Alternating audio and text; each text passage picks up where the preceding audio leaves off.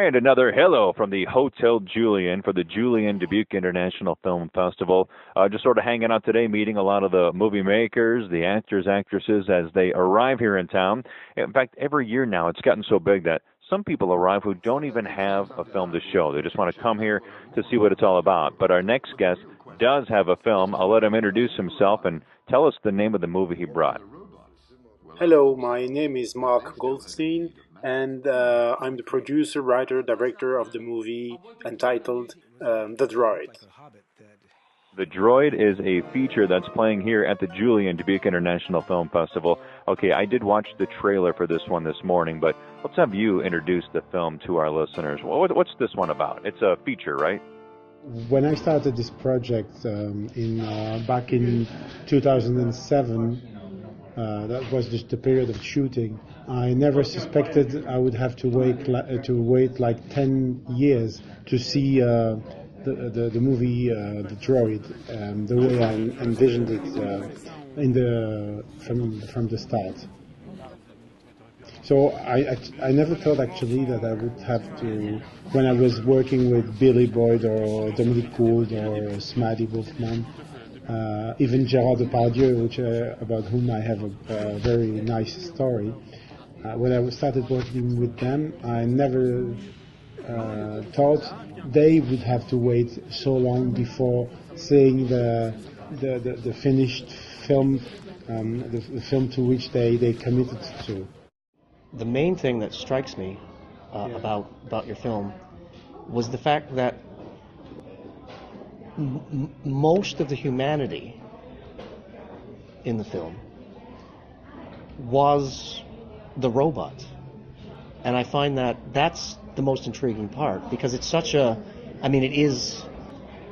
an emotional film, and there's so much happening, there's so much anxiety, and there's a lot of pain in the characters, and it's there, and yet this being that isn't even human is the one that sees it. It has perspective on it, whereas those living, the characters living in that drama, they're in it. They, like in real life, you often do not have perspective on your own life when you're living it until you step away. But it's interesting that the robot, a machine, is not only does the robot see and feel these things, he tries to do something to make it better. Although it's twisted, what he ultimately tries to do, he still is trying to do right by his master. And that, to me, that's the real love story. I mean, there's obviously the love triangle and everything else, but it's that machine loving his owner, his god, and I think that's the main thing that stands out to me about the film. And that's the thing that I think touched me the most about it, because it's very human, yet it's a machine. It's heart-wrenching angst, that I felt. And probably because I'm going through a separation myself since August of last year. And there's not necessarily someone else involved like in that story, but there were things that were said in the film and moments that happened where I'm like, oh, I'm feeling it. There's a personal connection to the circumstance of lost love and trying to fix something that might be unfixable and having to surrender, right? I think and I have to do that, and it's not easy to do. And if I don't, in my own life, it's just going to be hell. So I think I was really feeling that particular emotion.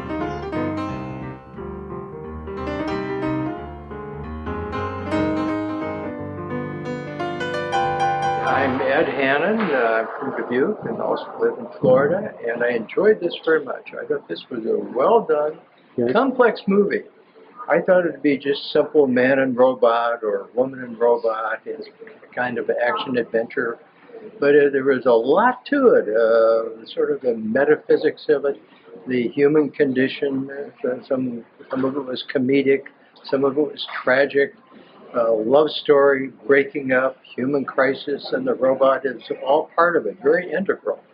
And actually the robot gives this like Deus Ex Machina perspective from floating around the room of these pathetic little humans going through their machinations however they're developing, and the robot sees, well, these humans are, first he admires them and he says, oh, they've got a lot of faults, I'm not sure I want to be a human. Well, it was a very good story. It's modern and classic also. It could be Greek or Shakespeare.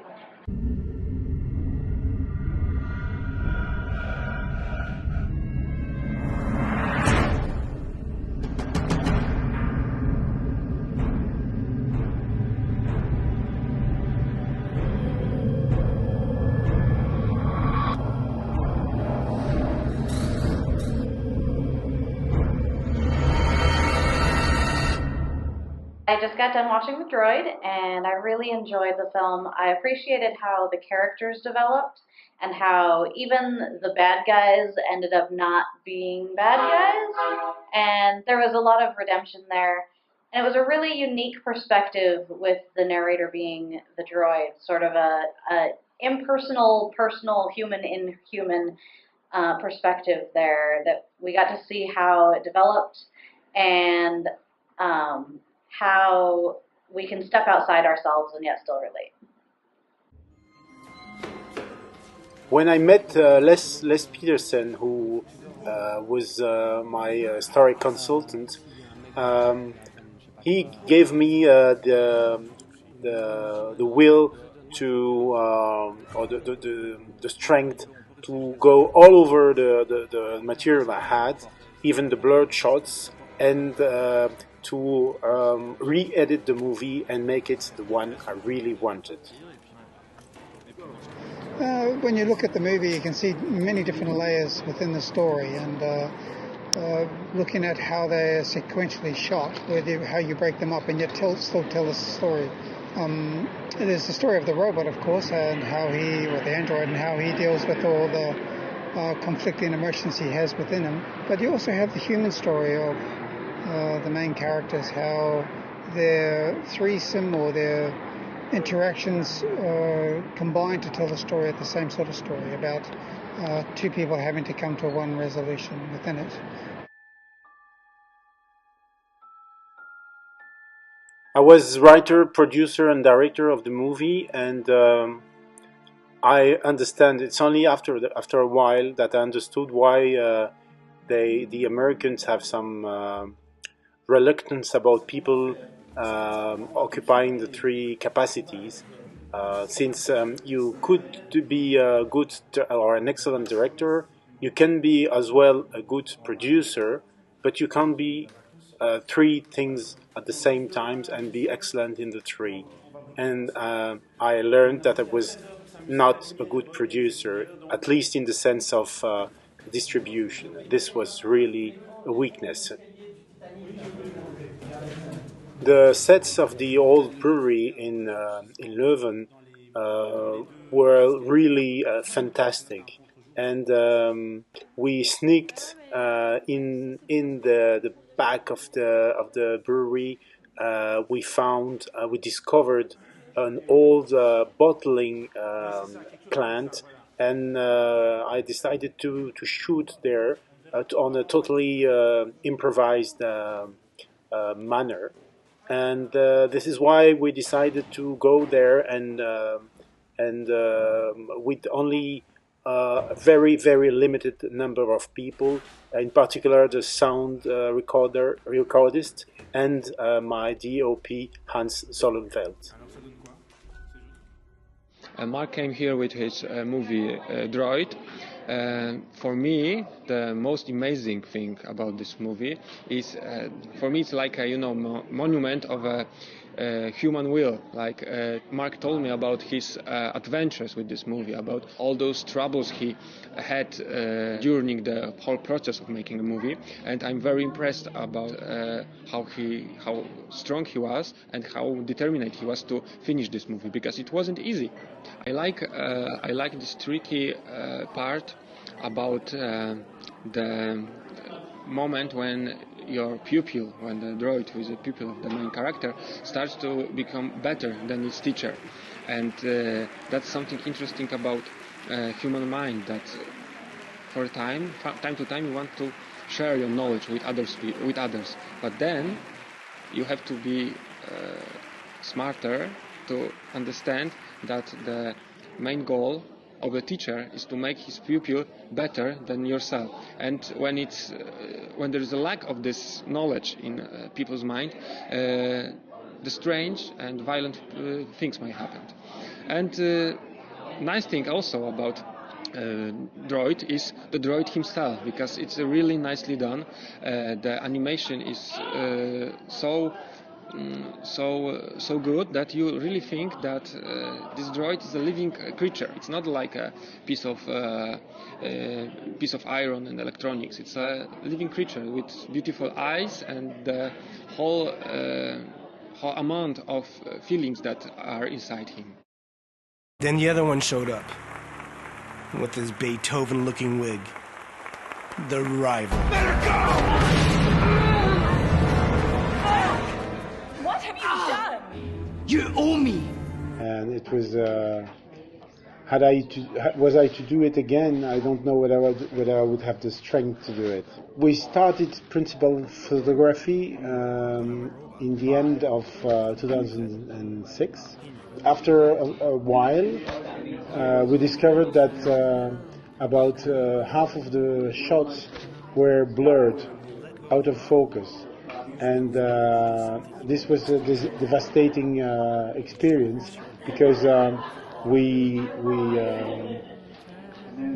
used to watch the rushes, the daily rushes, on a small screen, which was the worst mistake ever, because it's a huge difference between small screen and a cinema screen. So nevertheless, that was done, and we had to deal with it. So instead of 90 minutes, I ended up with 45 minutes.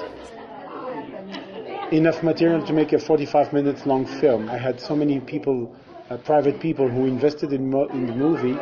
I couldn't let them tell them that, you know, guys, your money is gone and we don't have anything to show. I had to deliver a movie, and I just was about to use the worst tricks in the movie history, like adding countless special effects shots of the robot, because I could create shots.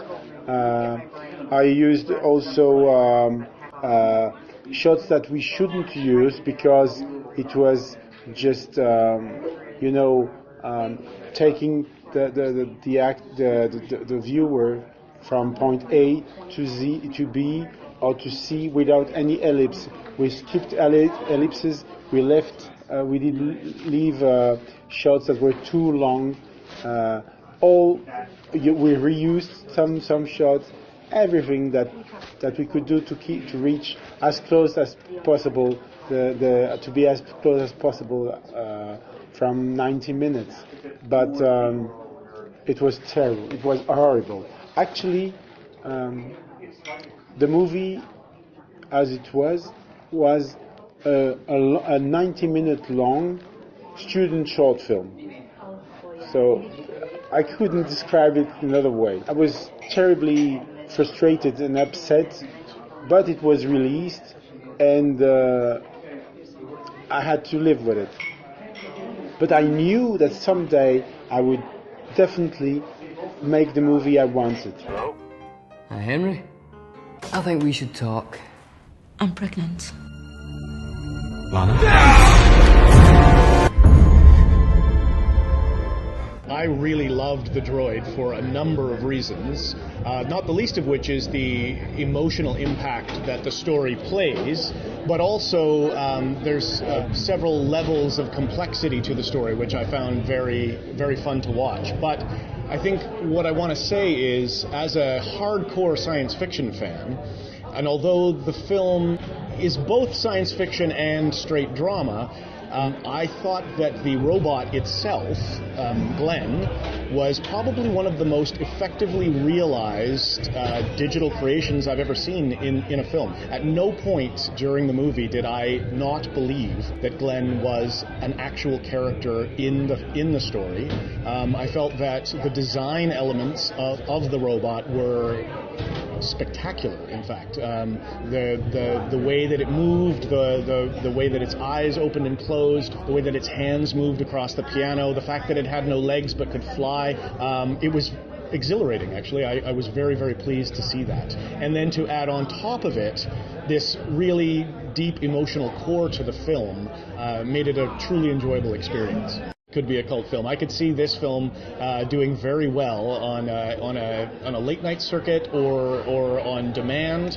It's got a real feel to it that would make people want to see it more than once too. There's so many levels to the story.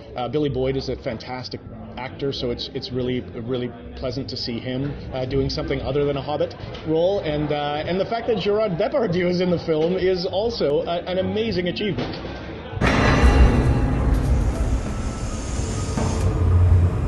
Jack! Henry, it's Jack. Call me as soon as you get this.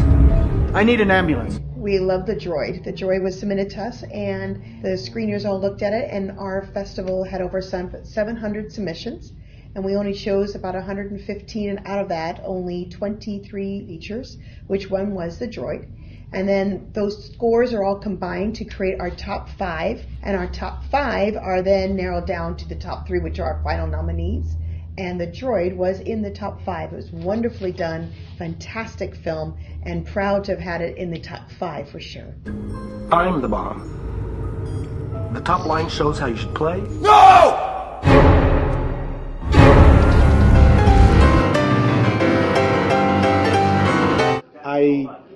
I unburied the half of the shots that were out of focus, and thanks to marvelous guys, we managed, because technology had evolved, we managed to re-edit the film, to recreate and to reuse, give life to all these shots, and we came up with the new movie, The Droid, the real feature film, which was completed on end of the first quarter of 2017. So really 10 years after the principal photography started. And it was awesome. It premiered at the Toronto International Spring and Horror Film Festival in April 2017. And now I'm here at Julien Dubuque International Film Festival in Iowa, and I'm glad to be able to present it. Tomorrow there will be 2 screenings, one tomorrow, one the day after, and it's going to be awesome. People are really reacting in a very positive way, and I'm proud of it. It's really an achievement. It was a fantastic adventure to work with Billy Boyd, who after The Lord of the Ring, he was he's a wonderful actor. He can play and replay the scene so that you can change the angles, change whatever, and he puts his arm or his finger or his head or his eyes exactly at the same place. He's a Rolls Royce. Then you had Dominic Gould, who was a wonderful, committed actor. Who there was a scene I remember. He was so upset as a character that he broke a mirror, but he broke one of his finger, the bone, and he told me after that. I told him, "Wow, we need to go to the doctor." He said no, and he was adamant, no, and the reason why. He told me after, is because if we went to the doctor, he wouldn't let me shoot. He would take me out of the movie. And he said, I wanted to finish the movie, and I wanted to do that for you. Then we had Gerard Depardieu. Gerard Depardieu was like, at some point we were scheduled to start shooting on December 6th. And then Depardieu said, I talked to him several times, like, okay, I have half a day for you, or a couple of hours, come on the 3rd or something. So before the shooting, I had to prepare The whole crew, we had to leave Brussels at 3 in the morning to reach Paris at 7, set up in his restaurant a green key, and he would come to play the reporter. So he come with a jacket like a reporter, and under it was a training suit. You know, he came with baskets, and it was unbelievable. And then he started saying his lines, and then at some point I said, cut. And because he was playing like Obelix, you know, from Asterix and Obelix, he was playing like Obelix. It was not a news. So I said, I told him, Mr. Depardieu, it's not good. I wanted to be more serious. He looked at me. Everybody on the set shut up. There was no noise. I thought they would throw us out, you know. And then he said, you want me to do it more stupid? Okay, I'll do it more stupid. And then he redid it. So this is one of these wonderful stories. At the end of the day, to have a robot in the home is the very first step towards the absolute control of matter by man.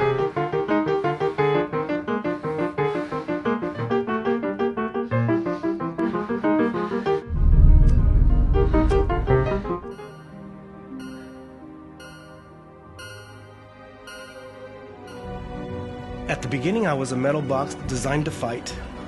And now I find myself being a metal box that doesn't fight anything. Except for my destiny, maybe. Metal. That's what I am. Nothing but metal.